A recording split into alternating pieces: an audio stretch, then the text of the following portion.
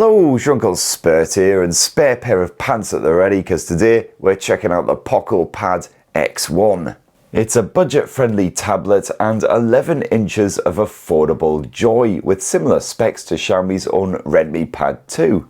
I've been playing around with it for a few days now, so here's my POCO Pad X1 review, and for more on the latest and greatest tech, please do subscribe, ding that little notifications bell. Cheers! So the POCO Pad is an 11-inch tablet, 11.2 inches if you want to be all bloody pedantic about it. Not you though, obviously, you're great. So not the most compact tablet around, not quite as dinky as the Xiaomi Pad Mini for instance, but not massive either. You got reasonably skinny bezels surrounding that display, so not much extra bulk. And I found you can comfortably clutch this tablet one-handed and poke and swipe and whatever with the other hand. And good news is, even if your thumb strays slightly onto that screen, it doesn't matter, it doesn't bulk up the responsiveness, still absolutely fine. And without any covers or anything, this tablet weighs 500 grams, so reasonably light. Not too chunky, as you can see there, so easy enough to slip into a bag, a backpack, whatever. I'm not sure what kind of glass it is up front, but I did throw the POCO Pad X1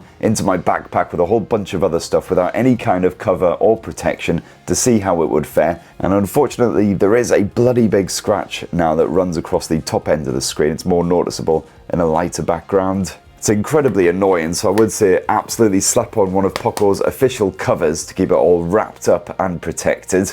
The good news is this doubles up as a handy wee stand, so you can go hands-free if you're enjoying a bit of your Uncle Spurt. Now, as for the rest of the design, well, if you flip the POCO Pad X1 over, got yourself an aluminium alloy frame. Can be yours in either this highly exciting grey colour, otherwise also blue. I do also like the bit of yellow accenting for the camera bump, that's a nice touch. It's a matte finish, but it does tend to get a wee bit mucky, so you'll have to occasionally buff it up. And thankfully it seems more scratch resistant than the screen. You've also got the pogo pin connections up in this corner, and that's for the floating keyboard cover, which I also happen to have. Really like this thing because it's adjustable, as you can see there. Not to a huge degree, admittedly, but it helps you to get an angle that works when you're crammed onto a train or whatever. And of course adds a pretty decent physical keyboard as well. Makes the most of that limited space, stretching almost edge to edge. You've actually got not bad travel. Of course, as usual, the likes of the enter key and the backspace kind of crushed up against that side. But it's fully powered by the POCO Pad X1. You don't have to charge it separately or anything. And certainly if you do a lot of typing, lots of emails, lots of essays, whatever, I would highly recommend getting one. Although, of course, that does push the price up and then it's not quite so budget friendly. And as always, don't see the point in the admittedly cute wee touchpads when you've got a touchscreen anyway. But lots of accessory support if you really want to kit this thing out. Also supports the POCO Focus Pen, a dinky wee stylus with 8,192 levels of pressure sensitivity. As for the software running on this thing, well, naturally it is Xiaomi's very own HyperOS version 3, fresh out the oven. And I've got to admit, it's not massively different to HyperOS version 2. Control center, apps drawer, etc. all pretty much same as before. Got a very similar set of features on this thing. No fingerprint sensor, sadly, which is becoming increasingly rare on a lot of tablets, especially these budget-friendly ones, but you do have face unlock. Sadly, this is not the best. Quite often it doesn't recognize me for at least 2 or 3 attempts until finally you get in there. All depends on the lighting in the room, of course, and the angle you're approaching it at. But eye seems easily thrown off by shadows, and the like, and frankly just refuses to recognize my face as a face, which is fair. Hopefully your face is more face-like and you don't have these issues. Unfortunately, here on the POCO Pad X1, you don't have some of the excellent customization options that you get in HyperOS 3 on some of the Xiaomi smartphones, for instance. The likes of the absolutely mental AI dynamic wallpapers, which is certainly one of my favorites. You're certainly a lot more limited here on the POCO Pad, but you still get quite a few of the best HyperOS 3 features, including that pretty decent gaming mode. And of course, because this is a tablet, you've got a dock slapped there at the bottom of the screen. You can yank this out whenever you're in an app with a quick swipe of that bottom bar, and then simply drag and drop another app onto screen to open it as a floating window. Otherwise, you can also split screen, nice and easy. And this is fully adjustable. If you tap these wee dots up at the top end of the screen, you can swap the apps around or have them open up as a floating window instead. And this all works well enough, but I found that the multitasking isn't quite as satisfying here on the Poco Pad compared with some rivals. So for instance, sometimes I'll be working on a pair of apps side by side like so. I'll swipe it away, I'll go into Spotify to change the album or whatever, and sometimes that app pairing doesn't appear in the dock at all, it's just instantly forgotten. And I certainly prefer the canvas approach to multitasking that you get on the likes of Oxygen OS and Color OS, where the apps can be kind of shunted off screen when they're not in use. But hey, it works, and you can get 3 apps on the go on that screen at once. The floating windows work as well as ever for stuff like Spotify. And if you want to know more about HyperOS 3 and all the various lovely features chucked away in that, I've actually done a full dedicated video on the bugger, so go check that out. And also, absolutely got to applaud Poco for chucking 512 gigs of storage on this thing. If you want that much space, even on the most premium tablets, you usually have to spunk up even more cache. But sadly, however, unlike some other Xiaomi tablets, that is not expandable via micro SD memory card. Oh, and there's bugger all eSIM support here as well, so if you do need to jump on the internet and you can't find any decent Wi-Fi, then basically hotspotting is your only other option. Now, the Poco Pad X1 sports an 11.2-inch IPS display. It's got a 3:2 aspect ratio, quite boxy, so that's well suited to productivity type shenanigans, reading, etc. Not quite so good for enjoying a cinematic extravaganza. It's a pretty chunky letterbox, and unless you punch right in, and then quite a lot is cropped out of either edge of the frame. The resolution is 3200 by 2136, so nice crispy visuals. And while this isn't OLED tech, you get pretty respectable contrast and natural looking colours. You've even apparently got Dolby Vision support, although that isn't reported in Netflix right now, possibly because the tablet is pre-launch.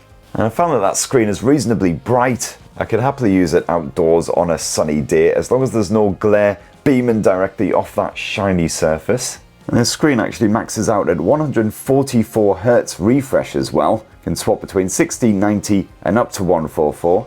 And if you jump on into reading mode, then that's the easy on the eye evening experience. You can have this automatically filter blue light when it gets into the evenings, otherwise you can just stick it on classic mode and do it yourself. And the screen is still reasonably responsive even when it's quite moist. Got to admit, that hasn't really been an issue this past week when I've been testing, but as you can see, they're still perfectly sensitive to my swipes and pokes. So, you know, if you want to use this thing in the rain or whatever, then fine. And it's good news on the audio front as well, because the Poco Pad X1 sports a quad speaker setup with full Dolby Atmos support. You can completely customize the audio in the sound settings, but on the default levels, absolutely fine.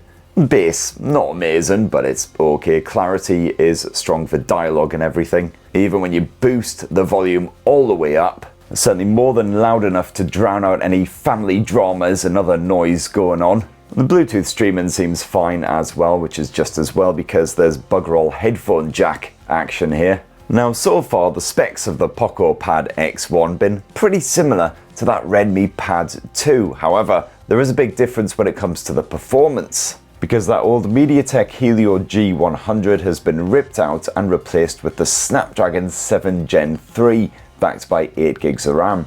And the everyday running here is certainly smooth enough. I've been happy with the everyday experience. Apps tend to load up pretty quickly. You can happily have 2 apps running side by side, no obvious slowdown or anything. And any gamers out there should be satisfied with optimized titles like Call of Duty Mobile, which run beautifully even on the higher graphics settings. Obviously best experienced with some sort of controller rather than the touch controls. I spent a lot of my time jumping about the place like an absolute maniac when I was just trying to look around. And you can even play more demanding fare like Wuthering Waves, as long as you don't muck about with those graphics settings. Definitely keep them nice and low. And yeah, even at 30 FPS, the frame rate wasn't exactly consistent, a few judders here and there, but it is playable if you want to.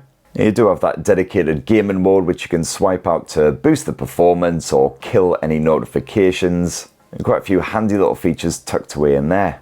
So yeah, certainly better performance than the Redmi Pad 2. As for the battery tech, well, slightly smaller battery than that Redmi tablet. It's 8,850 mAh, but that's still more than good enough for all day play on a single charge. even with the screen on time reaching into double digits. That's with a good bit of multitasking, lots of audio streaming in the background while you're mucking around on Chrome, etc. And even if you go a bit mental and just decide to play Wuthering Waves non-stop, well, a 100% charge of the POCO Pad X1 will deliver 6.5 hours of gaming fun times before this thing finally cops it.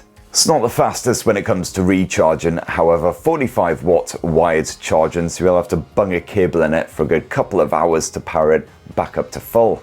And squirreled away in that top bezel here on the POCO Pad X1, you've got yourself an 8 megapixel camera. It's pretty standard for a budget tablet. It's absolutely fine for doing your bit of video chatting online or whatever. You can record up to full HD resolution footage. There's no 4K option and there's no 60 frames per second option at that resolution either. And if we flip this thing around, you've got a 13 megapixel rear camera as well, which can actually record at 4K resolution, although why you'd want to do that on a whopping great POCO tablet, I'm not really sure.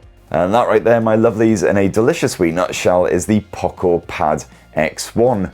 Not a bad budget tablet at all. It's pretty decent performance, solid enough battery life. The display is alright, despite the fact it's not OLED tech. And of course, HyperOS sadly isn't quite as good as some of the competition, especially when it comes to all the multitasking shenanigans. If you want alternative options, well, definitely check out the Honor Pad V9. It's an all-round budget banger, which I reviewed back at the very start of 2025, I believe it was. And we're still fighting off that New Year's hangover. There's also the Redmi Pad 2, of course, which has more limited performance than the POCO Pad X1 with that old Helio chipset. You've also got the OnePlus Pad Lite, which again sports that same Helio chipset. So again, the performance is limited, but the battery life excellent on that thing. So there you go. If you've got any budget tab recommendations of your own, definitely let us know down in the comments below. Please do subscribe and ding that old notifications bell for more on the latest and greatest tech.